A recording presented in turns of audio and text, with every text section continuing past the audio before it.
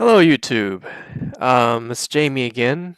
Um, to, I'm just eating my breakfast right now, and I'm kind of thinking about the past a little bit, both in a kind of a negative way and a positive way.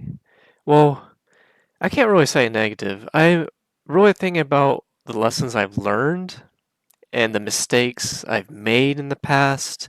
So, in that way, a mistake is considered a negative thing. Um, but it's really not. It's a great learning experience.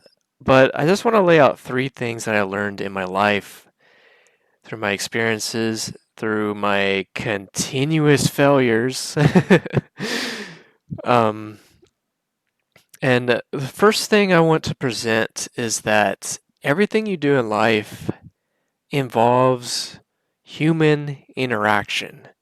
You have to interact with other humans, no matter what you do, no matter what your job is, no matter no matter how you live your life, if you're a social cutout like I am, if you're very quiet, if you don't meet a lot of people, if you don't like people, if you just hate being around lots of people, um, which is so ironic that I'm like this, it's very ironic, you know, considering that I went to South Korea and I lived there 2 years, and I was a social butterfly over there. Like I was speaking to locals. I was enjoying myself. I was going to crowded places all the time. I enjoyed it. It was lively, and that's the thing is that interacting with other people really means you're living. You're living your life. Hopefully those aren't interactions of like, fighting with people, getting in arguments and stuff like that. But you have to interact with other people, no matter what you do. For example, like I want to be a web developer, really, really bad. So I'm either going to have to interact with customers who I'm doing a service for, or if I build my own website and people visit it, I'm still interacting with those visitors. I'm making content and making a website for those visitors in an interface, and I have to, make a good website that they like. Everything involves interaction. Like, there's no way around it. So, in the end, even if you work with computers or anything, at the end of the day, there's going to be an end user on the other side who is going to use your software or is going to ask you for help, this and that. So everything involves human interaction, and that's kind of unfortunate for me, because I want to be alone all the time. I want to kind of have my distance away from other people and be safe. And, that's what I always lived my life that way, as kind of a social cutoff. And it is a mistake to think of, being around other people as a negative thing. It's not a negative thing, and to kind of push people away and whatnot. It is a mistake on my part, because of course I need my alone time. I need my time away from people. Of course, that's very important. But at the same time, social interaction should not be viewed as a negative. And that's what I've always viewed social interaction to be. And I've always dreaded like meeting other people and stuff.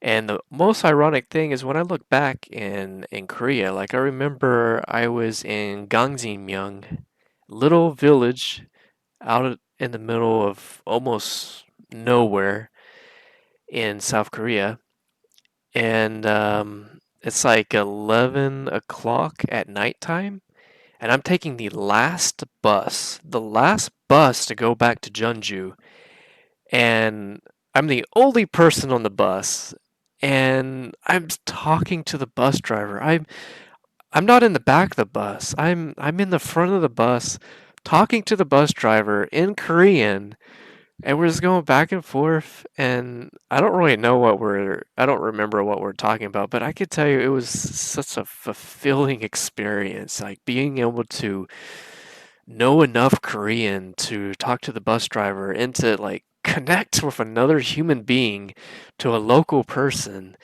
It felt great. It transcended so many shallow things that I value in my life, like like money and oh, I want to do this to my car. I want to modify my car. I want to buy this. I want to do that. Like it's this transcendent all that materialistic like bull, that materialistic crap that is not the should be the main focus of our life. And I was connecting with another local from a different culture, and I loved it. So that's the first thing in my list of a mistake I've made is viewing interaction with other human beings as negative and avoiding interactions with human beings.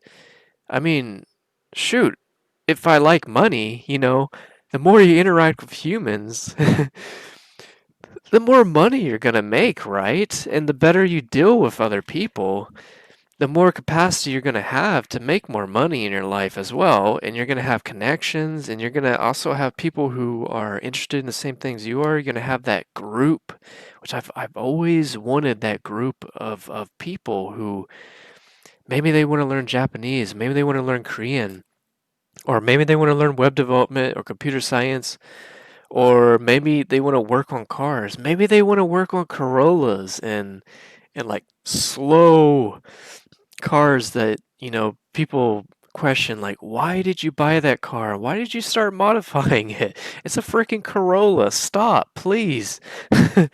But like to have people who also work on Corollas and have a car club, that was like that's one of my dreams right there. Just have a Corolla Car Club or be part of one. Um, and that leads me to the second mistake I've made in my life, and this is something I've done so many times, and that is um, kind of skipping fundamentals. So when I'm learning something, instead of starting on level one, which I should, I think, well, I can do level two. And it's true, I can do level two. I self studied, I've learned the basics myself, and I have enough knowledge to do level two. But here's the thing, though, is since I self studied, I skipped a few fundamentals that would be so great to know. Like, only things that level one students are going to get, like a comprehensive study of the fundamentals. So, and there's also some things that, I should have practiced more on. For example, alphabet, a Korean alphabet, Hangul. Um, when you start like placing the consonants and the vowels and constants together in a way, well, I still mispronounce a lot of those characters when I'm reading. And it's I had the opportunity to take Korean level 1 in college, but no, I had to go up to Korean level 2. And it's true that the fundamentals might be boring and you might feel that they're too low for you, and it's good to push yourself to go up more.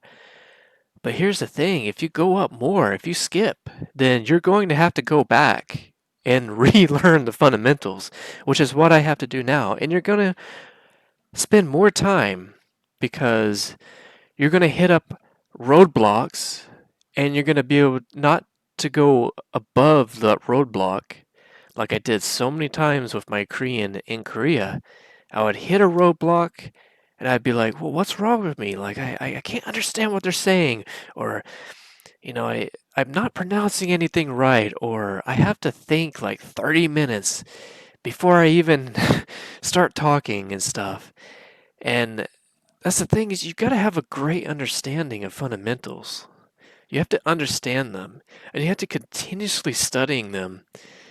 And so what I'm doing now is like I'm experimenting. Like I'm going back and I'm taking the Google IT support certificate, and I'm going back and I'm also doing a Google Python certificate. And my goal here is to go back and relearn the fundamentals of computer science. And I say relearn, but there's actually a lot of stuff that I didn't even cover. So a lot of this stuff I'm going to be learning for the first time. And then I'm also want to read books about computer science, about fundamentals for computer science. I found a great website called csteachyourself.com, and it's got tons of resources, that you need to study to get a good understanding of computers and how they operate and whatnot.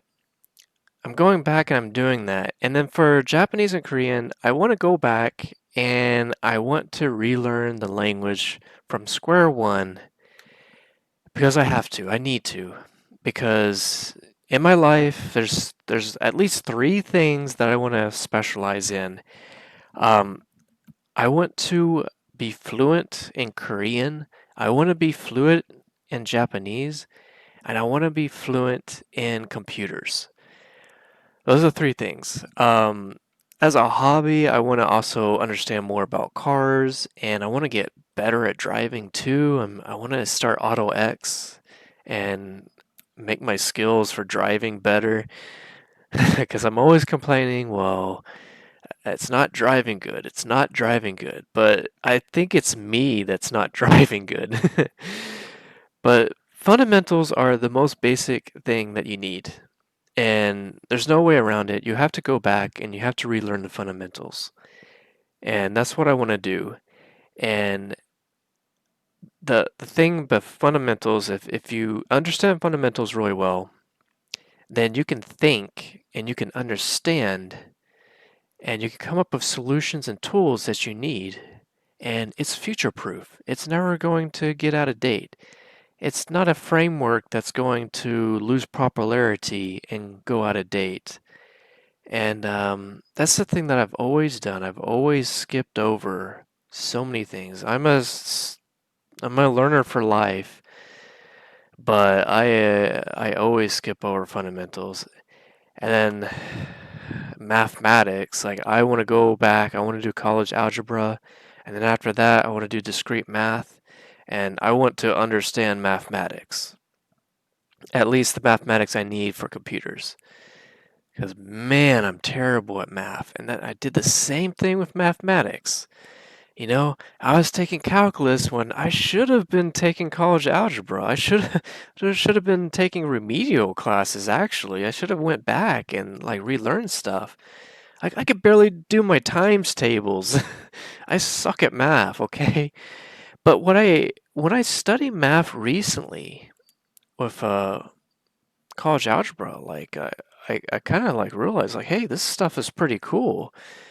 Like I actually enjoy learning about this, and that's the attitude that you need to have is enjoy your fundamentals and understand them as much as possible and always dig deeper to like find out like why does it work that way and then why do I need to know this. So that's the second lesson is we did human interaction is within everything you do in life is the first lesson. And then the second lesson is don't skip over fundamental knowledge.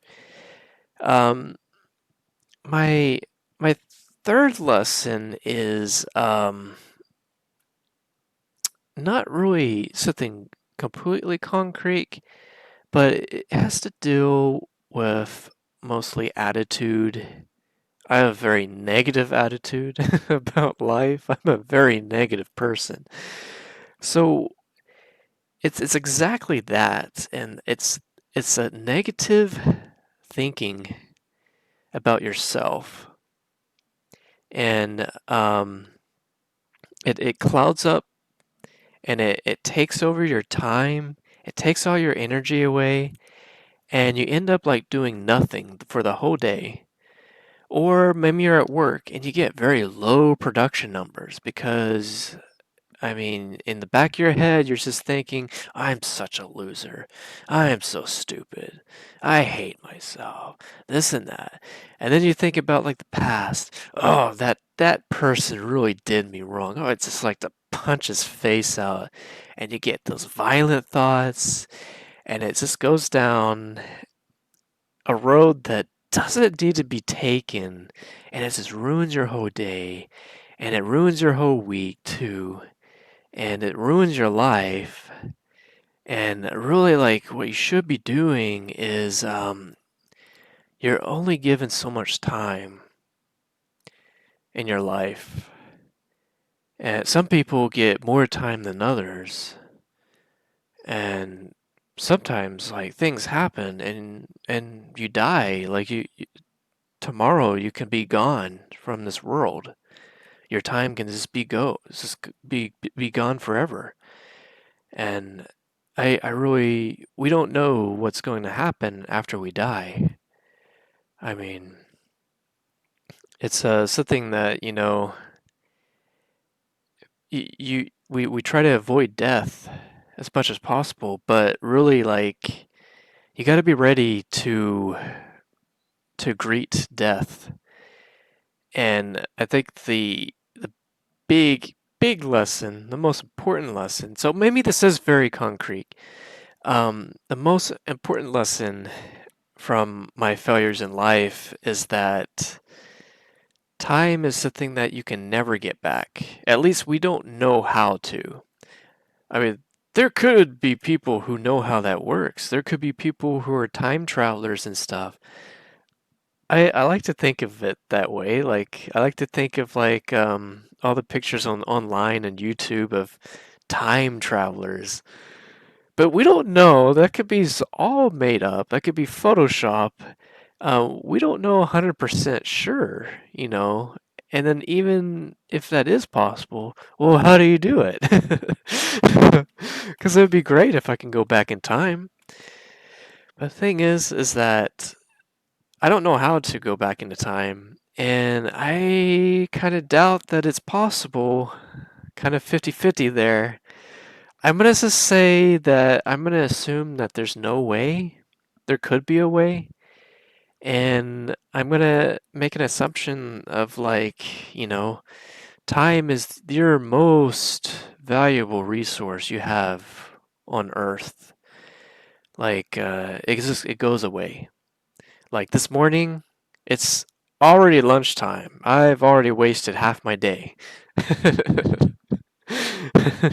It's a weekend, but I've already wasted half my day. Time flies, like, and time always flies when you're having fun and having a good time too. You got to enjoy your time here on Earth, and at the same time, you got to use your time in the most productive way possible. But at the same time, you got to enjoy it as well. So there is a balance between enjoying your life and having pleasure and whatnot, and then also working towards some end goal for your life. And that could mean, working on a computer, like repairing a computer that's right in front of you. And it's just one step in a long process. So you got to enjoy that journey, but at the same time, you got to also work up to the next step. So we can't like just stay in a dead end job for the rest of our lives. At the same time, if we're stuck in a dead end job, we got to push ourselves to have a good quality work, but also have good quantity work too. Like, don't spend too much time on one computer. That's what the thing my coworker was telling me. Like, hey Jamie, like you're taking forever doing the displays for the MacBook, and it's like, I'm a perfectionist. Like, I want to do it perfect. I don't want any dust to be in my display. I want it to be perfect, but you can't. you can't be perfect like that. You can't waste your time like that. Because remember, I want to be a web developer. I want to go up to the next step. I want to be able to one day work remotely. And then I want to go back to Japan and go back to Korea, at least to travel. And I also want a house. I want this other stuff. I also want an enjoyable life and stuff. But how are you going to have an enjoyable life if you waste all your time and make no progress with anything? And then how are you going to progress if you're a perfectionist and you get frustrated and give up? Or it takes you like hours to do one thing.